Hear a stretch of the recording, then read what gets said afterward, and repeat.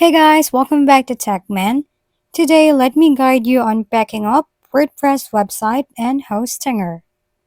To back up your WordPress website on Hostinger, follow these steps. First, log into your Hostinger account and click on Websites, and then select Manage for the site you wish to back up.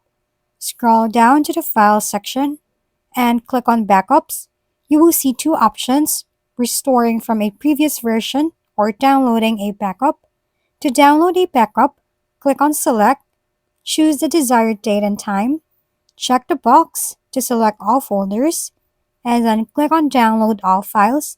This will download a zip file containing your backup to your computer.